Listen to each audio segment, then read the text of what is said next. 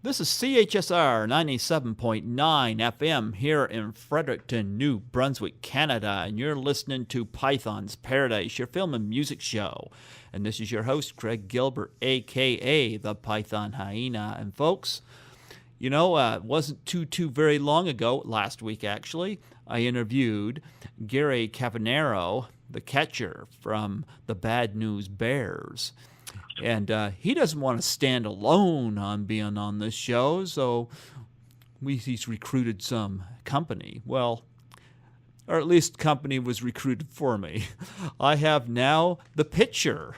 We get the catcher, and we got the pitcher. We have David Pollock. How do you do, David? I'm doing just fine, Greg. Thanks for having me on the show. I'm very happy to. Steve Joyner hooked this up. I've never met Steve personally, but he was my first interview of 2017, and I think he added me on Facebook based on our connections to Lisa Wilcox of the Nightmare on Elm Street movies, and I'm assuming he just added me through that, and he didn't seem like a suspicious individual, so he was connected to Lisa, so I said, sure, why not? And, I saw some posts he had on Facebook, and I was like, I'm not sure who this guy is, but I'm going to hear his story, and had Steve Joyner on, and he had all these connections, and he threw some individuals my way, and been connected with him ever since. And he sent me you and Gary as well. So I'm just wondering how you come to know Steve.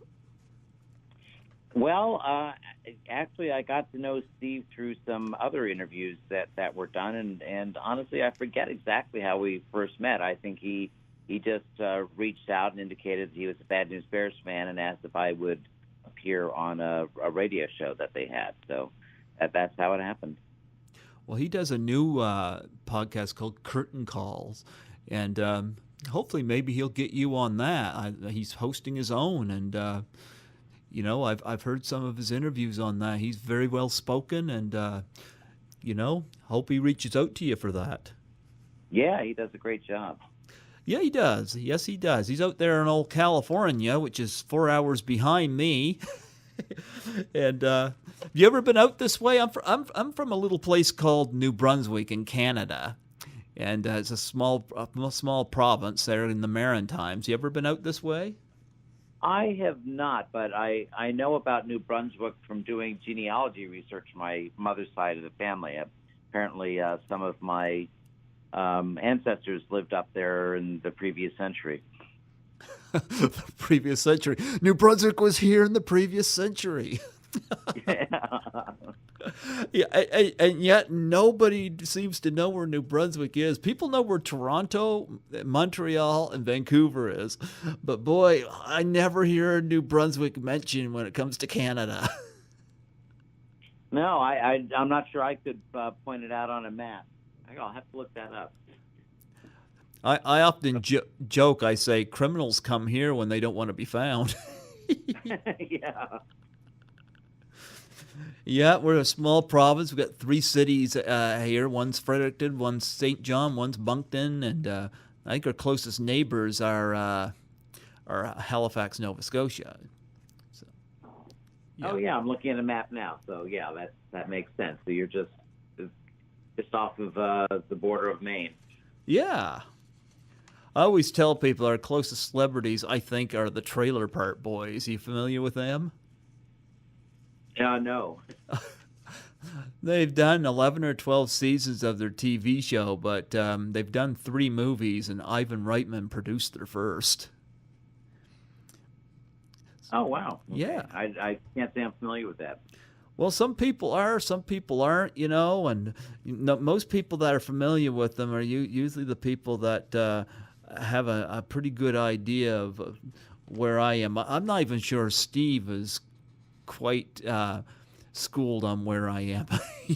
So I've had people talk to me on here, and they're like, "How close are you to Toronto?" or "How close are you to Vancouver?" I'm like, "We're somewhere."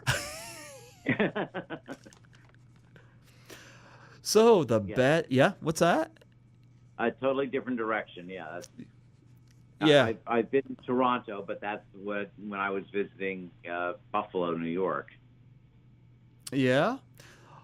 Well, Bad News Bears celebrated its 40th anniversary last year, and boy, I think for a sports comedy, I think it's one of the best there is. How did you get the part for that? It was just a standard edition? For me, it was. They did a nationwide talent search for it, and including on the set of Paramount. Um, but at that time, I was a child actor, and I had been acting professionally for a number of years, mostly commercials and TV shows. And my agent said, "Hey, why don't you go try out for this movie out at Paramount?" And I did, and it led to a couple of callbacks and throwing the ball around on the back lot of Paramount, and got the part. I was very surprised. Yeah, you they say you're the nearsighted pitcher. Did that play into it for you, or was it just you just that's just part of the like? Did that play Yeah, into you well, personally? it was it was supposed to be a zit-faced kid with glasses that couldn't pitch, and I was perfect for it. Oh, you couldn't pitch either, huh? No, I couldn't pitch. In fact, there's a story behind that. When we were in rehearsals, I noted that my character's name in the original script was Lefty Stein, and I pointed out that not only am I not left-handed, I'm not a real good pitcher with my right hand. And Walter Matthau came up with the idea: why don't we just call you Rudy? And it stuck, and the future versions of the script had Rudy Stein in it. Oh wow. Wow. Yeah. I thought the Bad News Bears was very well written and surprising because so many sports comedies, especially ones with kids that came after, were so formulaic, so cliched, and like the Mighty Ducks and whatnot, and they go and they win in the end, and so predictable. One of the things I loved about the Bad News Bears is that it surprises you with what it does in that third act of the movie. And that Uh-huh. that blew me away, and it told me right there that the people that wrote the screenplay really, number one, they understood life itself. That things don't always work out the way you plan, but at the same token, that doesn't mean that you have to be a that doesn't mean that you're a loser and all. I liked what took place in that third act of the movie, and I think that was a major payoff that they haven't fully taken advantage of in movies that came after. Yeah, it was a great script. It was written by Bill Lancaster, Burt Lancaster's son, Okay. and it was based on his experiences in Little League growing up as a kid. In fact, there's a park in West Los Angeles that's been named Bad News Bears Park because that's where Bill played Little League when he was growing up and got the idea for the script. Interestingly, it's not where we filmed the movie. That was a separate location, but there actually is a Bad News Bears Park. And it was a great script. I remember sitting down and reading the whole thing through the first time. I was really impressed. And in fact, the only award that the movie got was the Writers Guild Award for Bill Lancaster. Yeah, probably because it was deemed a family film or something, and they probably didn't take it seriously at like the Academy Awards. Yeah, I don't think the Academy doesn't usually look at those kind of movies, and we didn't really expect it to either. But it's interesting you bring up the ending of the film. It's the way it was in the original script, but the producers were so concerned about audiences being dissatisfied with that kind of an ending. We actually filmed an alternate ending where we win. I'm glad they went with the way they did because number one, I still think the ending was uplifting nonetheless. I'm going to tell you, I'll give you an example. I did. I won a Barry Award this year. I was nominated for 3. That means there were 2 I didn't win, you know? But I got 1. Last year I was nominated for 1. I didn't win at all. But to me, you know, just to be nominated, it was a great pleasure, you know, to be recognized by my peers. Well, same with the Bad News Bears, you know? It's in the end, they improved. They upped their game. So whether they win or not, they still kind of won. Exactly. It was a moral victory, if nothing else. Yeah. And of course, the director of the film, Michael Ritchie, of course, went on to do like, you know, Fletch and Golden Child and stuff like that. Worked with Chevy Chase and Eddie Murphy and all those guys. And of course, he's unfortunately no longer with us. But he was, of course, I think the Bad News Bears, I think, is one of the best things that he had done. What was he like as a director? No, he was really good. I don't think the chemistry would have worked if we didn't have a good rapport with Michael Ritchie. So, much to his credit, he made it work. He gave us just enough leeway to, ad-lib a few things that ended up in the film, and he just let us be kids, and it came through in the film. Was there anything that you found particularly hard about doing the film? Anything about your role? No, I don't think any of it was particularly hard. The cast had a chemistry, and we kind of played off of each other. I suppose the hardest part is, you're sitting around a lot, watching other scenes being filmed, and you're only in so many shots. So it's, there's a lot of sitting around and it took us 10 weeks to do the principal filming of the movie. Mostly at that ballpark. So that's a little bit tough, but it's kind of interesting at the same time. How did you feel seeing yourself up there on the big screen when it played on premiere night? It was, honestly, I think the thing that impressed me more was I remember we saw it at the Brentwood Theater right near UCLA, and they had a larger than life depiction of the caricatures of all of us on the side of the theater. Okay. As we're waiting to get in. That was pretty impressive. One thing I'll tell you that was interesting. I was an actor at that point. I had seen myself on the screen before, so that wasn't a big deal. However, when we were filming the third movie in Tokyo, we had a day off on Sunday, and we saw that the original movie was playing in a little side street off of Ginza, and we went in there just because we wanted to see how people who didn't understand our language reacted. And the theater was packed. It was a very popular movie in Japan, and we had the chance to stand in the back of the theater because there were no seats and listen and watch to how people reacted to us on the screen. Honestly, we were hoping that they dubbed us in Japanese because we really wanted to hear ourselves talking Japanese, but they played the English version with subtitles. And it was, the interesting thing was when I was on the screen, I got great laughs just from some of my facial expressions, and it just showed that, some parts of language are universal. Wow. I didn't know the film was so popular in Japan. Of all places. It was, baseball is very popular in Japan, and they really loved it. It was, I think it was titled Gambari Berus, which meant "Go Bears," basically. Go Bears! Wow. Well, I've never been outside New Brunswick, so what was it like in Japan?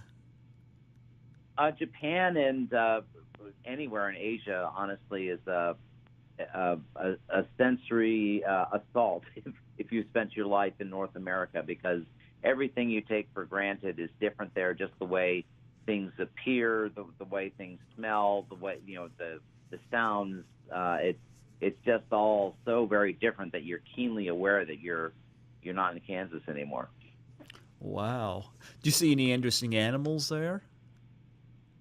I don't think I went to the zoo while I was there. We didn't have much time when we were filming because we only had Sundays off. We were working 6 days a week.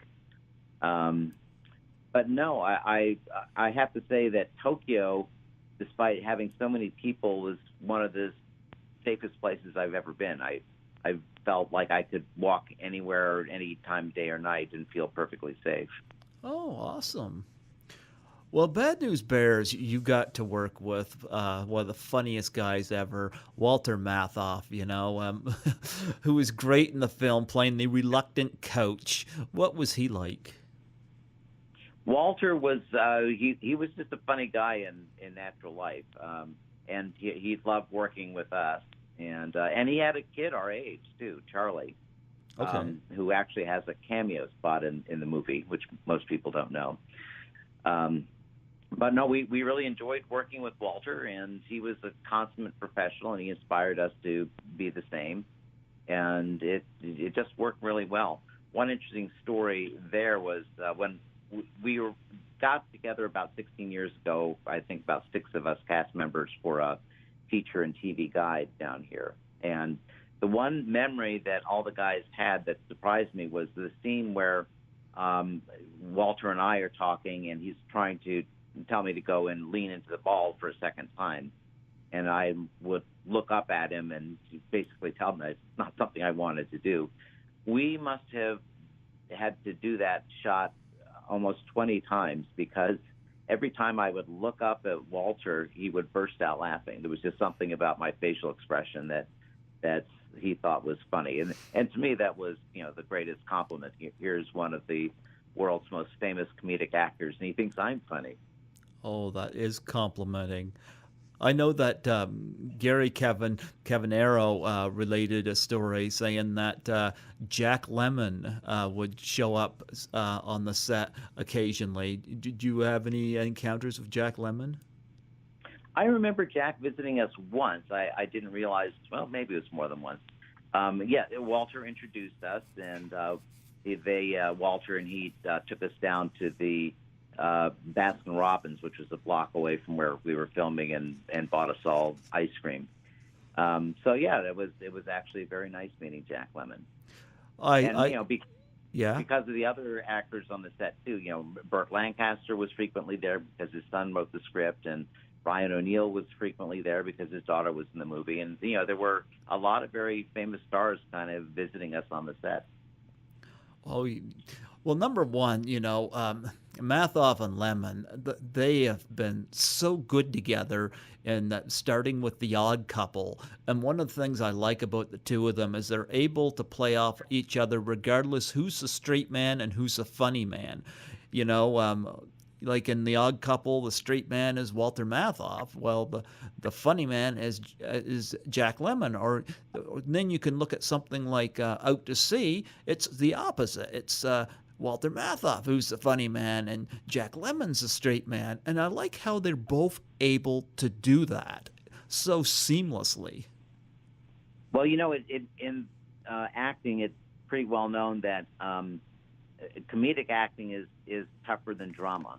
Because you have to have a sense of timing and know what's funny. So generally, comedic actors don't have a lot of problem playing a dramatic role. But if you're a dramatic actor, you don't necessarily have the timing to be a comedic actor. Yeah, and you mentioned Burt Lancaster being there. Of course, his son wrote the screenplay. What was Burt like? Burt was very quiet. He had a big white bushy beard at that time and kind of stood off in corners, kind of observing things. I don't remember having any real conversations with him. He was just kind of to himself. Now, Ryan O'Neal, you mentioned, now he was in a movie that came out the year I was born, 1972, and it was one of the funniest movies I've ever seen, What's Up, Doc? Oh, yeah, I watched that recently with Barbra Streisand. It was very funny. I still laugh at that movie. I think it was brilliant. One of the most brilliant comedies I've ever seen, What's Up, Doc?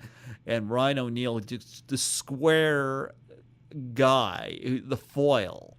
What was Ryan like? I him I did get to know a little bit, and he was the kind of guy you could kid around with. It was just he was just fun to be around. I actually got to know him better than Tatum. Well, Streisand certainly kidded around with him, ripped the back of his jacket and that. Oh yeah. Oh yeah, I love that movie. Yeah, Tatum O'Neal, a young Tatum O'Neal in that movie. Of course, she had done Paper Moon with her dad before that. Yeah, Tatum O'Neal, one of the famous child stars to come up in that era, and of course, she was very good in the Bad News Bears. Have any interesting stories about her? It's funny. I really don't. I wish I did. I know that Jackie Haley and Brandon Cruz were closer to her than the other cast members, so you might want to ask them. But other than that, Tatum was pretty much to herself and didn't have a lot of interaction with her off the screen. Oh, it's funny because you mentioned Jackie Earl Haley. Of course, he played Freddy Krueger in the updated version of A Nightmare on Elm Street. Who'd have thought that Freddy Krueger was a bear? Yes, I know. Yeah, Jackie's had a very interesting career. Yeah, any memories of him? Oh yeah, no, Jackie was a lot more friendly, and his dad was usually around. We got to know his dad quite a bit, and in fact, it's because of Jackie that we all got to meet Bill Bixby, who came to visit us when we were in rehearsals. Okay. So I wouldn't have had that opportunity. You may remember that. I'm sorry, not Jackie. It was because of Brandon, because Brandon was in the courtship of Eddie's father. So Brandon introduced us to Bill Bixby. But Jackie was just a regular guy, and he hung out with us, and we got to know him fairly well. And he's really a nice guy, and which is kind of interesting because you see him in the movie. He plays kind of a tough kid, but that was acting. Jackie was a very friendly kind of guy, and not somebody you would be afraid to go up to on the street.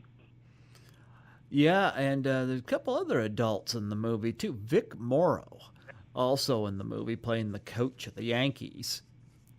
Yeah, and Vic Morrow is another interesting study in contrast because he played the sergeant in the series Combat, and he was kind of typecast as the rough and tumble character, and he was cast for that role in this movie too. But in real life, he was a sweetheart. He was just a very friendly guy and somebody that it was easy to get to know. And it was kind of odd, actually, to see him playing a role where he's a mean, tough guy, because in real life, he didn't come across that way at all. And what a tragedy there, his passing there on the Twilight Zone movie. That was just awful. Yeah, that was terrible, and there were two kids that were killed in that accident also. Oh, I didn't recall that. I didn't know that. Yeah. Oh, that's it was a helicopter accident. They had a helicopter, I believe, was being used for the camera, and they had a mechanical difficulty and came down on top of them. I know it was a hugely controversial incident, and I know Vic Morrow. We lost him through that. But yeah, that was very unfortunate because he was way too young, and it was a hell of a way to have to go out. Yeah, we've lost a lot of people that worked in the movie. Bill Lancaster's no longer with us. Michael Ritchie, Walter Matthau. Walter Matthau has passed away, and so it's kind of sad. I watched the memoriam section of the Oscars every year, almost cringing because inevitably I see one or two of the people that I worked with during my career. It's weird too because we just a couple days ago just lost Bill Paxton. Yeah, that was very sad. I didn't have the pleasure of knowing Bill, but it was much too soon. Yeah, at 61 years old, you're like a little young to go. I don't know what the autopsy was for that, but That came up on the feed yesterday. Yeah, I don't know what his cause of death is, but sometimes people just have bizarre things that happen that you can't predict. Now, there was other adult and Bad News Bears. Joyce Van Patten, of course, the league manager. Yeah, Joyce was fun to be around too. She's a real character. And of course, there was a little controversy with the film. Of course, Chris Burns and the profanity factor put the film under a little bit of scrutiny when it was released. Yeah, you look back at it and you think, how the heck did we get away with that kind of language? But it was shocking. I think we probably have more of a problem with it today than we did back then. But even then, there we got some fan mail that was very critical of the use of the language, and honestly, Chris and his family were really uneasy about the character that he was playing, and that's why you don't see him in the last movie. That they just finally decided that they didn't want to do that anymore. Yeah, and of course, all these years later, like 41 years later, I mean, Bad News Bears is still as popular as ever. How do you feel about that? Well, when we were filming the movie, we had no idea we were doing anything other than just a fun kids movie for the summer, and if it entertained people for the summer '76, I think that would have been great.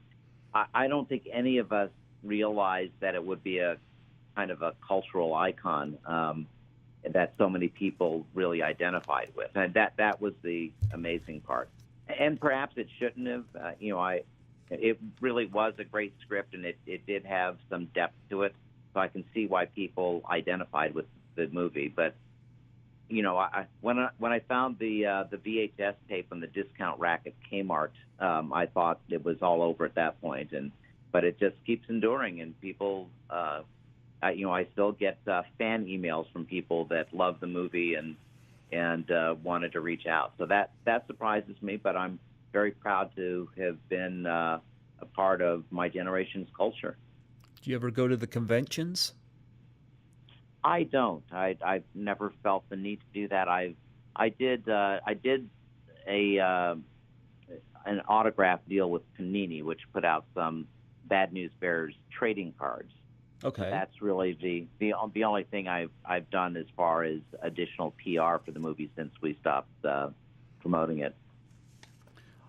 Well, of course, the film ended up having a remake. I was not a fan of the remake. I do love Billy Bob Thornton, but I loved him in Bad Santa, and I kind of felt he was kind of replaying Bad Santa and Bad News Bears, and I think he's much more talented than that. But yeah, and that's what I told people. I thought that Bad News Bears was more a takeoff on Bad Santa than it was Bad News Bears, and I've heard a number of people say that. Yeah, it's unfortunate. I'm sure it was a good idea. They just wanted to push it a little bit further, but they didn't have the same kind of chemistry and magic and good writing that we had for the original movie. So it just didn't do well. I take it you saw the remake, huh? I did, and yeah, it was kind of flat. It just didn't have the chemistry to it, and I've heard a lot of people say they wish they would have just left it alone. Actually, I wish they would leave a lot of these movies alone. I wish they'd take some of the bad movies and remake those and make them better. Like, just leave their meat hooks and whatever off of these classic movies. Right. I mean, could you imagine them going back and remaking The Godfather? I mean, it's like you could never, that's so rare to get that kind of chemistry with a cast. It's almost like magic when something like that happens. You have to have good writing and just good talent all around. And it's rare when you get that kind of that perfect blend of talent that just jumps off the screen. Well, on the few times they've did it right, like Invasion of the Body Snatchers, the 1978 version, that one there was really good. And of course, the American remake of Girl with the Dragon Tattoo I really liked. But those are a couple of exceptions to the rule. And they weren't necessarily better than their preceders, but they were certainly well worth seeing. A lot of times, though, I think they should take garbage like Pearl Harbor, for example, and remake it and make a war movie instead of a 3-hour love triangle. That they want to remake something like that. I agree. You start wondering if they just ran out of original ideas. Why do they have to remake all these movies? Yeah, and I guess there's more coming. Like we really need that. But you did do Bad News Bears and Breaking Training, and Bad News Bears goes to Japan. Now, between the two sequels, which one did you prefer? Oh, well, definitely the Breaking Training, which is the one we filmed pretty soon after the original movie. Once they realized they had a hit on their hands, they wanted to extend the franchise. And I thought that turned out pretty well. Our coach was played by Bill Devane. Okay. And Bill, fortunately, was also good at working with kids, and we had a certain amount of chemistry with him that kind of made it work for the second movie. Now, he's still not as good as the original movie, but it was a decent sequel. I think it earned a lot of money in the box office. But by the time we filmed the third movie, the chemistry was lost. Why didn't Walter Matthau come back for the sequel?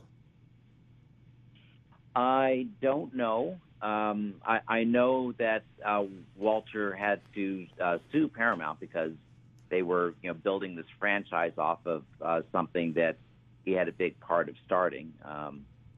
So I obviously they didn't ask him to come to the second one, as far as I know. His family might know better. But my understanding was that they were going to try and bring him back for the fourth movie in the series, which was supposed to be The Bad News Bears Go to Cuba. That didn't even get filmed, did it?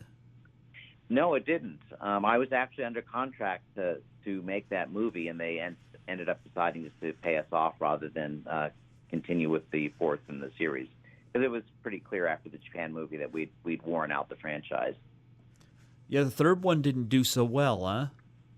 No, it was honestly a little bit embarrassing. It was an unhappy set. We just didn't get along with the director very well, and Tony Curtis didn't have a lot of chemistry with us either. So it just didn't work. Oh yeah, I keep forgetting Tony Curtis was in that third one. Yeah. Okay. Yeah, we had pretty well-known stars in all three of the movies. Well, and very rarely do they measure up to the original. You got very few times when a sequel actually extends beyond. I can't think of any right off the top of my head. There has been times where I have liked the sequel better. I can't name that right now, but Bad News Bears, it did not quite gel as far as extending beyond the original. No, it didn't. They even tried to make a TV series out of it, and that didn't get very far either. Yeah. Well, you've also had, I know, some other films to your credit as well. Some of them, they're listed you as uncredited according to Internet Movie Database, but you were in Freaky Friday? Yeah, which was a remake itself. I was in the version with Jodie Foster and Barbara Harris. Okay. And there, I just played one of the bratty classmates, and at one point in the movie, I dump a bucket of confetti on Jodie Foster. What was Jodie Foster like? Well, even back then, Jodie was mature beyond her years. I remember, I was still in school at the time, so we had to attend to our studies when we were filming. Jodie, of course, had her own separate classroom next to us. We could hear her taking her lessons in French. She, I think, to this day speaks perfect French. So she was always very serious and a very professional actress, and I only worked in that movie for 2 days, so I didn't really get to know Jodie, but it was an honor to work with her. It's interesting because that was 1976, I believe, the same year that you did Bad News Bears. Is that right? Yeah, it was about that time. It's interesting because that year she was in Taxi Driver, which of course is very famous, where she played the young prostitute, and that Robert De Niro tries to kind of save. And of course, she was also in Bugsy Malone as well. Yeah, she was. So that was a pretty big time for her. And of course, she's went on to win a couple of Academy Awards and still continues to impress people. It's amazing when you see her back then and you really like what you're seeing her do. And then you look at her now and it's like, holy cow, there's somebody who's really descended. And she's managed to keep out of the drugs and out of the negative tabloids for the most part. Yeah, no, she's a very smart woman, and she always has been, and very much in control of herself and her career. So it hasn't surprised me at all. It's really unusual for a child actor to make a success as an adult actor. If you think about it, most of the people we knew as child actors never continued on, and it's really hard because it's almost like starting all over again, being an adult actor. And because of the labor laws as they are in California, when you get to be 16, 17 years old, 18-year-olds can play your roles without having the restrictions that we place on child labor. So you're always going to have a lull in your career during those ages, and then you're practically starting all over again when you're 18. And a lot of us, myself included, decide during that period that what, let's move on to something else that I can actually rely on for a living, rather than living from movie to movie. I was moderately successful with my career, and still I wasn't making a whole heck of a lot of money doing it.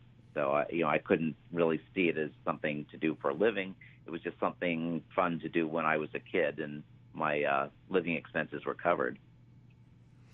Another movie you were listed as uncredited for too, and this is a movie I haven't seen, but I'd like to see it, is American Hot Wax. Yeah, that was interesting too, and that was another movie where it was a Paramount movie, and I just worked on it for a couple of days. But it had a young unknown comedian at the time by the name of Leno. And it was actually a really good movie about the payola scandal in the 1950s. But it was, an opportunity to work with Jay Leno before he really became famous. I heard that Fran Drescher's in that too, isn't she? Yes, she is. And again, she's fairly unknown at the time. Yeah, I think it might have been the year before that she made that little famous cameo in Saturday Night Fever. Still had the voice. Yeah, I forgot about that. Still had that voice and that laugh. Did you meet Fran in that movie? I don't recall actually meeting Fran. I don't think I was in the same scene with her. I'll have to go back and look, though. Yeah, you remember Fran. Now, I can tell you that when we were filming the Bad News Bears, Paramount was also filming the movie Grease. Oh, I love Grease, yeah. And they were filming it at a high school not far from Paramount. So the PR department decided that they wanted to do Bad News Bears meets Grease, and they brought us out there and we played softball with the cast of Grease during a break, and that was fun to meet John Travolta and oh my goodness, Olivia Newton-John. Olivia Newton-John, yeah. Oh, expand on that. Well, again, we were just there for a PR stunt, basically, and we played softball with the entire cast, and then we were able to hang around, and I watched them film one of the scenes in the high school gym, and it was kind of fun. At least we knew who Olivia Newton-John and John Travolta were even back then, so it was fun to meet them. And now when I watch that movie, since I was there for part of the filming, it seems more like home movies than just something that you had nothing to do with. Did you get a little nervous around a woman as gorgeous and beautiful as Olivia Newton-John? Well, yeah, I was in my teens and my hormones were raging, so I'm sure I was quite stricken with her. But I, didn't really get to do anything but play softball with her, so I didn't really get to know her that well. I do remember there was a time when we were filming the second Ferris movie, Breaking Training. Stan Jaffe was our producer, and I'm trying to think of Leonard Goldberg. Okay. Spelling Goldberg Productions was producer, and Len really liked the kids, and he came to us one day and said, "Would you guys like to meet Charlie's Angels?" I was like, "Would we?" Absolutely. So there's actually a photograph of the Bears and the Angels in one picture with my arm around Kate Jackson, or was it Jacqueline Smith? I think it was Jacqueline Smith that I had my arm around. And yeah, no, I remember being quite impressed with Farrah Fawcett and Jacqueline Smith and Kate Jackson. How many goosebumps did you have? Well, I posted that picture on my Facebook page there for everyone to see, and you see I definitely have a big grin on my face. You mind if I add you on Facebook? Oh, absolutely. Oh yeah, I'll check out that picture. Yeah, that that would make a movie on its own. Bad News Bears meets Grease, and Bad News Bears meets Charlie's Angels. Could you imagine that we mentioned earlier unoriginal ideas? There's a couple of ideas right there. Oh yeah, and we had another publicity event when the original movie went out. We went in groups of 3 on a national promotion tour. But they had us all fly into New York City, and one of the things they had us do was play softball with the original Broadway cast of Annie, with Andrea McArdle, and that's another interesting mashup. The Bears and Annie. I interviewed somebody from Annie not too long ago through Steve Joyner, Roseanne Sorrentino. Did you meet her? If she was in the original Broadway cast, I did. I remember Andrea McArdle, but I didn't really know who all the other cast members were. Roseanne played Pepper in the 1982 movie, but I'm not sure. I could be wrong on this because I haven't listened to the interview since I've done it. But I'm trying to think whether she was in the original play. She might have, but I don't quote me on that. But I know she played Pepper in the 1982 classic. Well, if you ever interview her, you'll have to ask her. Oh, I did. I did interview her. Oh, okay. Yeah, I did interview her. I came out of the movie theater one night, and there was a message from Steve Joyner, and he asked me if I would interview her. And so it was about 10 o'clock at night. I just come out of the movie theater and turn my phone on. So I come down here at the station to take his call because it would have been long distance for me. And here at the station, I can do that kind of stuff. And so I called him, and he asked if I'd do this. And I said, sure, give me her information. And gave her a call to book the interview. And it became, between that and Gary Cavanero, that are both 2 interviews I ended up doing right on the spot. Didn't have to book, though. I just said, well, if I'm here at the station, let's do it now. Yeah, isn't that nice when that happens? It is, and I had a lot of their information written down and stuff in terms of their credits, so I didn't have to really pull too much research, But yeah, we were talking about Gary Cavanero. I interviewed him, and I never asked what your interactions were like with him. I had a great chat with him.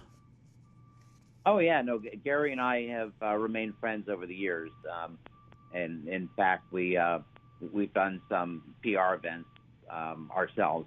The other cast members are not so much into doing publicity events. I did manage to coax a few more of them out for a 40th anniversary screening of the movie at a theater in my hometown, which is Moore Park, California. So there were 5 of us, and that was a lot of fun. And before that, that we hadn't had that big a group together since the TV Guide feature.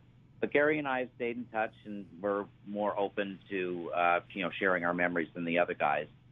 And in fact, back in 2005, he and I did a charity event for the minor league baseball team, the Paxton Rocks, which are part of the American Canadian League up there. Okay. And they actually signed us on as day players, so we were actually officially on the team. And I was the opening pitcher. Okay. And Gary was the opening catcher, and we pitched to the first batter, and of course I walked him. But then I retired, and luckily for me, my relief pitcher was Oil Can Boyd, who pulled out the game for me. But the whole point of that was we all wore replica Bad News Bears jerseys, us and the rest of the team members, and we auctioned those off for Easter seals, and picked up a fair amount of money for that charity. So you don't do acting anymore, huh? Well, it depends on who you ask. No, I'm not. I'm still a member of the Screen Actors Guild, but I haven't acted professionally since my childhood days. Oh, okay. Well, it's I love those stories though involving, of course, Grease and Annie and Charlie's Angels. So the very interesting little mashup stories right there. And I gotta say, here we are all these years later, and I would have been 4 years old when Bad News Bears came out, and now here I am, 44, going on 45, and it just seems like time has just flown right past all of us. And of course, when I was in school, we had typewriters, and phones were stuck to walls. I guess you can see it as well as I can, how everything is really, really different today compared to back then. Well, and do you have any kids? Oh, hell no. Oh, well, I'll tell you, I have 2, and having kids really makes you feel old. They ask, innocent questions like, my son was calling one of his friends on the phone one day and said, "Dad, why do we call this dialing?" Well, you know what? Kids are great if people want them. Obviously, you wanted to become a dad. Me, I've never had patience for kids, so I kind of make myself as unappealing to women as possible. Well, yeah, you definitely need a lot of patience for kids. Yeah. It's, not for the faint of heart. No, it's just not for me. I know society seems to push that too, They look down on you if you're single, and then if you're married, they look down on you if you don't have a kid, as if your wife can't get pregnant or something. I'm like, some people, just enjoy each other's company, and don't want to go any further. And I find that's a real pressure a lot today, and I've noticed that, and it's a real pet peeve of mine. Oh, yeah. Yeah, I think some people just assume that you want kids, and that's not for everybody. And nope. But those that want kids and have them and take good care of them and raise them properly, I say bravo to them. They got more patience than me. Yeah, it's definitely an interesting adventure. Well, here in New Brunswick, we got snow, and hopefully we went through a massive snowstorm in the last couple of weeks, where the snow went right up to our door locks, and right now we got nice sunshine out there, and I'm hoping that we are snow storm free until spring, But they always say St. Patrick's Day around then we usually get a storm. But I heard there in California, where you are, that you guys are having problems with rainstorms. Yeah, we are. I mean, Los Angeles is a desert. We couldn't have this many people living here if it weren't for 3 aqueducts that feed water to us from Northern California, from behind the Sierras, and another one from the Colorado River. So we have very arid conditions, and that's why people like it here. It rains maybe 5 or 6 days out of the year normally. It's been more than that, obviously, this year. But we, because our water supply is sourced mostly north of us, it's more important to us that we get a snowpack up in the Sierras, because that melt-off is ultimately what ends up being our drinking water. Yeah, I've seen some pictures of. I had somebody was one of my contacts was telling me that it's not so bad where he is, but in some places, they've had to open up dams and stuff like that. Yeah, the Oroville Dam in particular was having some problems because of the volume, and there were some structural problems with the sluiceway that they were using to keep the pressure off. So I think they've worked those problems out. But that's an enormous dam in Northern California. It's the headwater of the California Water Project, and the dam is actually 770 feet tall. Gee, and I thought the Mactaquac Dam here was big. Oh yeah, that's just huge up there.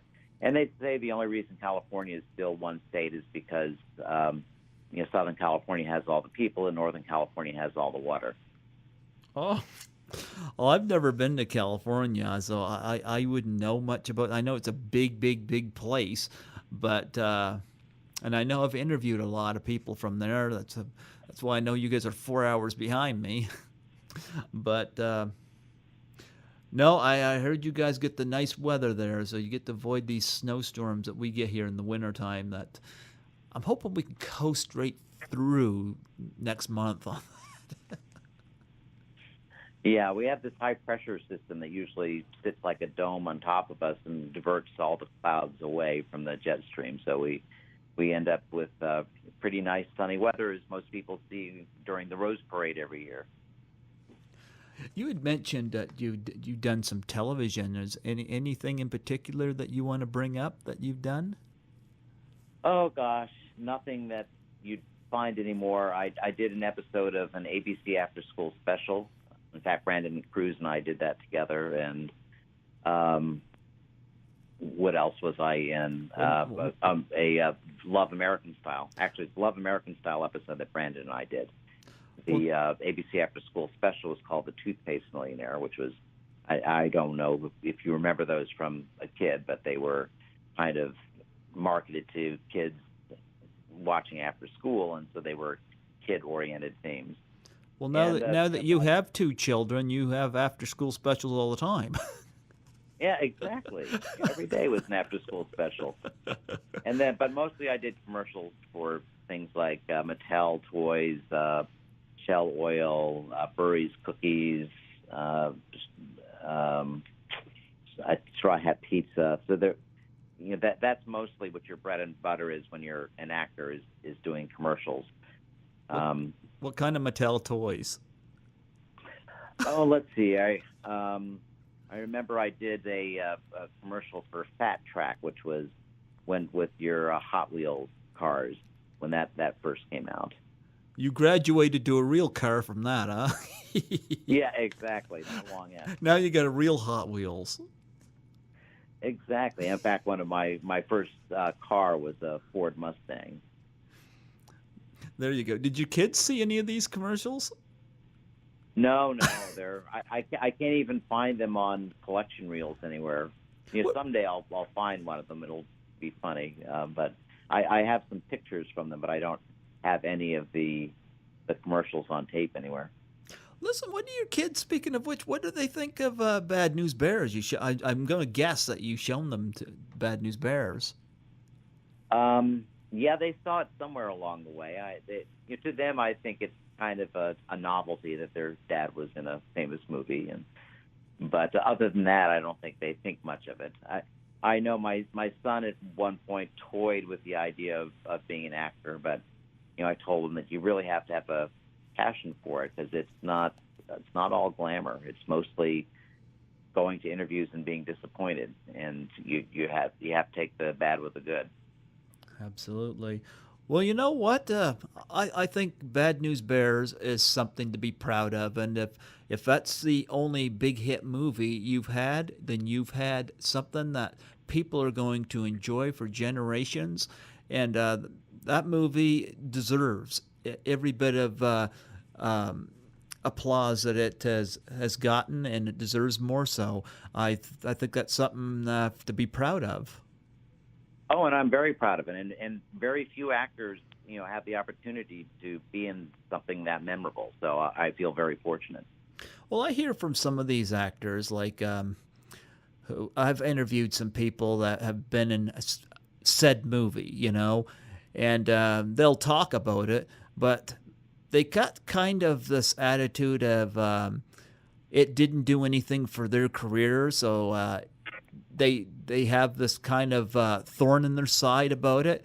Whereas somebody like yourself or Gary, you guys love the fact that you had this hit film. Even Olivia Newton-John has said this in interviews. If she never has another hit film, she has Grease, and it's quite a positive thing that they see that.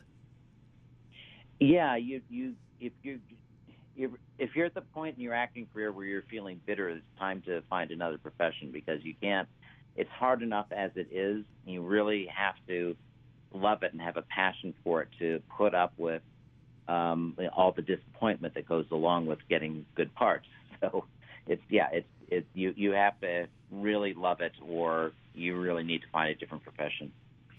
And these ones that are angry because a particular movie was big or got a cult status, but they say that it didn't do anything for their career, well, they should be, I gotta say this, they should be thankful they were in a movie that got an audience.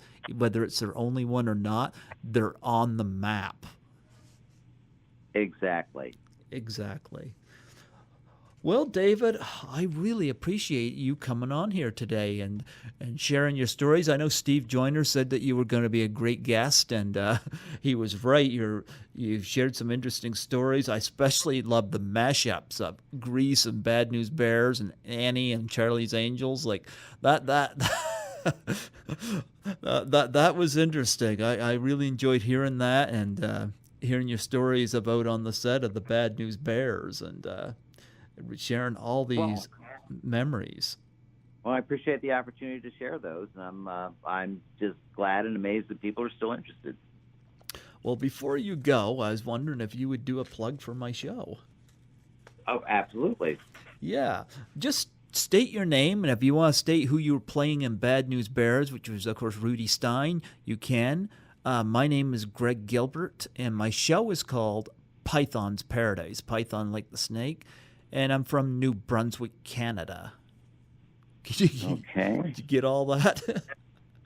And it's Python's Paradise? Yeah, I like African wildlife, so it's kind of my DJ name. Okay, and New Brunswick. Okay. New Brunswick, right, Canada, so, yeah. Yeah, it's going to be New Brunswick, Canada, because I guess there's a New Brunswick in the States. Is there? Oh, I didn't realize I that. guess so, yeah. All right, are you ready? Yeah, I'm ready. Okay. This is David Pollock. I played Rudy Stein in the movie The Bad News Bears, and today I'm here with Greg Gilbert from Python's Paradise here in New Brunswick, Canada. Thank you so much, David Pollock, and happy, I guess, 41st anniversary to the Bad News Bears. Congratulations on that achievement. I'm really happy for you that you have that to share with generations to come. We're older than Star Wars. Yeah, you're older than Star Wars. That is correct. You're competing against Rocky, though. You're the same age as Rocky. Exactly. So many good films those years. We're lucky to have emerged. There you go. Well, you know what? I wish you a great day, and I wish you luck whatever it is you're doing in the future. I wish you the very best of luck and success in the future. Well, thank you, Greg. It was a pleasure being on your show, and I'll look forward to hearing it later on. Absolutely. I'll let you. I'll send you a friend's request, and I'll let you know on there. I'll send you an email, and I'll send you the link when it happens. It'll be probably a few months down the line because I'll get a few in front of you. But when they do, I'll shift it out to you. Okay, awesome. I'll look forward to it. Absolutely. Well, you have yourself a great day. You too, Greg. Talk to you soon. Bye-bye.